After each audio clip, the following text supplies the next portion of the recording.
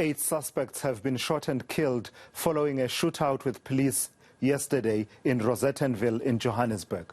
The police minister, Bheki Cele, says the group of about 25 men were planning to commit a cash-in-transit heist.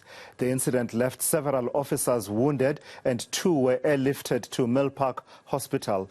What is the latest then on that situation? Let's check in with eNCA's Barry Bateman, who is on standby for us from Rosettenville. Barry, you know, occasionally you hear people saying what's the events in South Africa, it's a bit like a movie. But sadly in this instance, this did play out like a movie, and sadly it's a horror movie for us in as far as the crime situation is concerned. Look at that, what's happening behind you there, the bullet-riddled walls tell a story, don't they?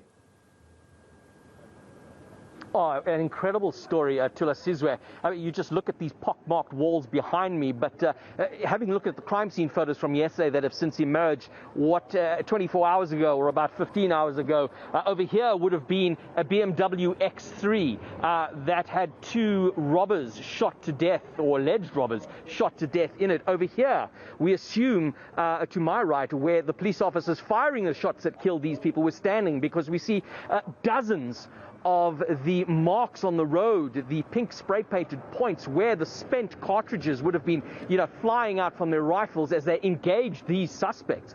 What we understand, and I've been into a house which is just around the corner from here, Tula Sizwe, and if you look at those crime scene photos again, there's photographs of 4 bodies inside that particular house. We managed to get in there, having a look around. This was the scene of another gunfight. And again, you see the bullet marks in the room. You see the pools of blood where the people fell and died. It just gives you an idea of what was going on. Speaking to the neighbors in the area, I suppose it's just the nature of what we're dealing with here, Tula Sizwe. Everyone is too scared to speak on the record, to get somebody to go on camera and say, just simply, what did you see, what did you hear, and how do you feel about this happening in your neighborhood? Unfortunately, we just can't get somebody to go on record with us, but it speaks to the fear. I mean, the gunshots, you've seen the videos ringing out from this gun battle here, helicopter overhead. It must have instilled, absolute fear within this community. Yeah, and Barry, give us an update on the ongoing police investigations, because, you had a situation where 8 alleged robbers died in that gunfight with police. Several others were injured, but police were saying that they are still in pursuit of, a few more. How far are we with those investigations?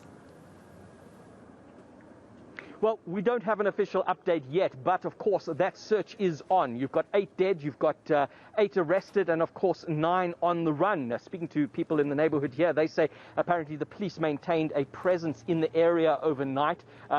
In a marked vehicle. They had one of the big Nyalas, the public order policing unit vehicles that were on standby in the area.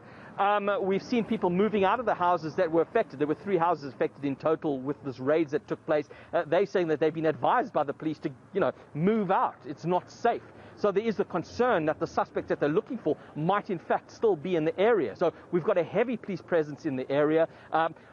Other interesting factor is where this place has turned into a bit of a tourist spot, if you can call it. The number of cars of people just driving past and having a look. I mean, this went viral on social media yesterday. Everyone wants to have a first-hand look at what took place. So the police are continuing their investigation. We've got no update yet, but while that is happening, the public want to know also what's happening.